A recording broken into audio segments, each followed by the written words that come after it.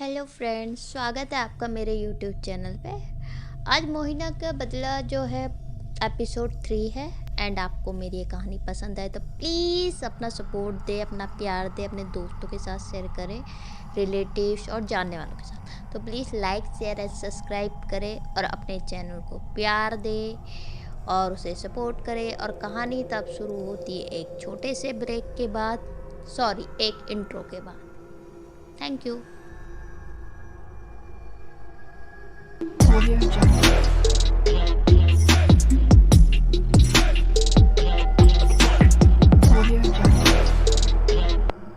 और आप पान के शौकीन भी नहीं दिखते, क्योंकि यहाँ से 8 किलोमीटर तक कोई और पान की दुकान नहीं है और आप पहले कभी पान लेने यहाँ आए नहीं।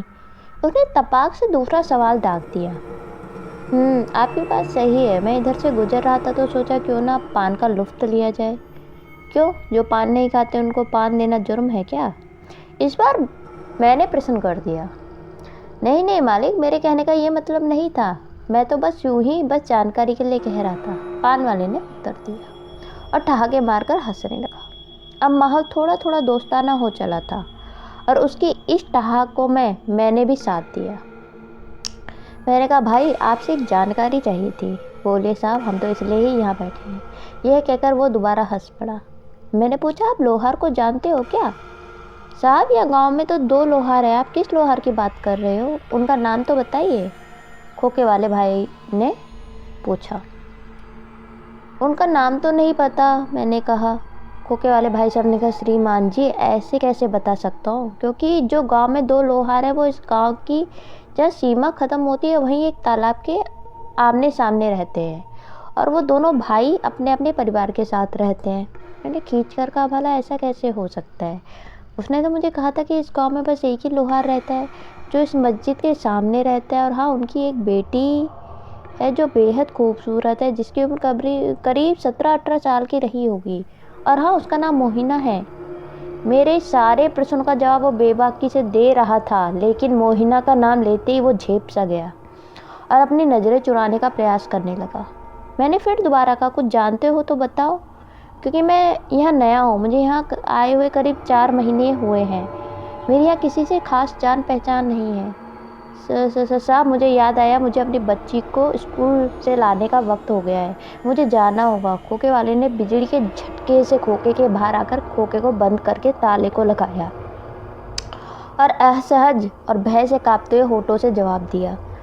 उसके भय की लकीरें उसके ललाट पर साफ तौर से देखी जा सकती थी। उसकी बातों से ये पता चल गया कि या तो कुछ छिपा रहा है या मैंने ऐसी बात पूछ ली जिसमें कोई गहरा राज छिपा है और वो राज बताना नहीं चाहता, जिसकी वजह से वो 1 मिनट में हंसमुख इंसान से रहस्यमय इंसान बनने पर मजबूर हो चुका था। अच्छा, अपने पैसे तो ले लो। मैंने उसे सहज करने की कोशिश की और उसके पुराने माहौल में लाने का निरर्थक प्रयास किया। निरर्थक इसलिए क्योंकि वह हाँ कर वहाँ से निकल जाने का उसने सफल प्रयास किया और ये कहने लगा, साहब आप तो पड़ोस गांव के ही हो, फिर कभी दे देना। मुझे देर हो रही है, बच्ची छोटी है, वक्त से नहीं गया तो उस वक्त मेरे पैसे देने की ललक से उसे उस जगह से जाने की ललक ज़्यादा थी। उसका अचानक ये व्यवहार मेरी समझ से बिल्कुल परे था। मेरे विचारों ने फिर से मेरे मस्तिष्क पटल को कुरेदना चालू कर दिया। इस खोके वाले के कथानुसार इस गांव में 2 लोहार हैं, वो भी गांव के बाहरी सीमा के पास। तो इसका मतलब क्या मोहिना झूठ बोल रही थी या ये सच बोल रहा है? इसे अचानक हुआ क्या? अभी तो बहुत बेबाकी से बातें कर रहा था। जैसे ही मैंने मोहिना का नाम लिया वो इतना घबरा क्यों गया? आखिर इसके पीछे क्या वजह हो सकती है? ऐसा भी हो सकता है कि मोहिना का परिवार ही तालाब के पास रहता हो सकता है बाद में वो लोग वहाँ शिफ्ट हो गए हो, या मैंने मोहिना की बात ध्यान से ना सुनी हो, क्योंकि उस वक्त मैं नशे में था। मेरी समझ में कुछ भी नहीं आ रहा था। मैं जितना ही समझने की कोशिश करता उतना ही मैं उलझता जा रहा था और इसका अब एक ही आखिरी उपाय था कि मुझे गांव की सीमा के पास तालाब के किनारे वाले लोहार से मिलना होगा। न जाने मेरे मन में उत्सुकता क्यों बढ़ती जा ही रही थी। मैंने निश्चय किया कि और अपनी कार से निकल पड़ा मंजिल की दूसरे पड़ाव की तरफ। मुश्किल से 5 मिनट के आंशिक अंतराल के पश्चात मुझे गांव की सीमा के पास सड़क के दाईं ओर एक खूबसूरत तालाब दिखा, जिसमें पालतू बतख अपने झुंड के साथ अठखेलियां कर रहे थे। और तालाब 7 लंबे लंबे ताड़ के वृक्षों से घिरा हुआ था, जिनमें एक ताड़ के वृक्ष पर बगुला अपने साथी के साथ स्नेह करते हुए धूप का आनंद ले रहा था। यह प्रकृति का दृश्य बड़ा ही मनमोहक और दिल को छू लेने वाला था। तालाब के बगल में ही मुझे लोहे की काफ़ी सारा सामान, जैसे लोहे के आधे बने हुए गेट, लोहे के टुकड़े तथा कुछ सामान बिखरा दिखा, जो इस बात को बल प्रदान कर रहा था कि हो ना हो ये लोहार का ही घर है। तालाब की दूसरी तरफ अच्छी खासी जगह थी जो कि खाली पड़ी थी। शायद लोहे के काम को ख़त्म करने के बाद तैयार सामान यहाँ रखते हो। मेरे लिए खाली जगह कार पार्किंग के लिए उपयुक्त जगह लगी। मैंने गाड़ी वहीं खड़ी कर दी। सड़कें आमने सामने घर होने के कारण वहाँ सड़क संकरी थी, और ऐसे में वहाँ गाड़ी खड़ी करना ट्रैफिक के लिए चिंता का सबब बन सकता था। इसलिए मैंने उस खाली क्षेत्र में गाड़ी वहीं खड़ी कर दी। मैंने अपने कदम तालाब के समीप वाले घर की तरफ बढ़ा दिए, और मन ही मन सोचकर इस बात का डर भी था कि कहीं ये भी मोहिना की जानकारी ना दे पाए तो मुझे क्या करना होगा। इसी उधेड़-बुन में मैं उस दरवाजे के सामने पहुंचा।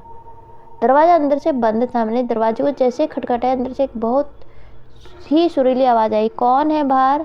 ज़रा सब्र कीजिए, आते हैं।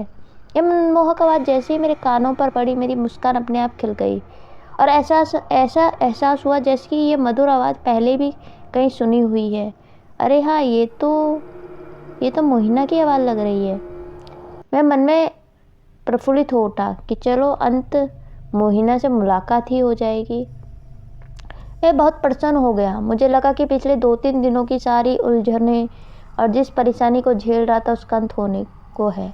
बस कुछ क्षण ही शेष हैं। मेरे मन में बेचैनी और बढ़ती जा रही थी कि मोहिना के बाहर आते ही क्या कहूँगा, कैसे कहूँगा, बात करने की शुरुआत कैसे करूँगा। दोनों हाथों को जोड़कर अदब के साथ, धत तेरी, अदब तो हाथ जोड़कर थोड़े ना करते हैं, मैं भी बिल्कुल पागल हूँ। हाँ, सलामी देते हुए बोलूँगा, आदाब। ये सही रहेगा, या फिर अस्सलाम वालेकुम कहूँ? नहीं, अदब ही सही रहेगा। नहीं, आदाब ही सही रहेगा। अदब थोड़ा स्टाइल से सलामी देते हुए बोलने से ज़्यादा प्रभाव पड़ेगा।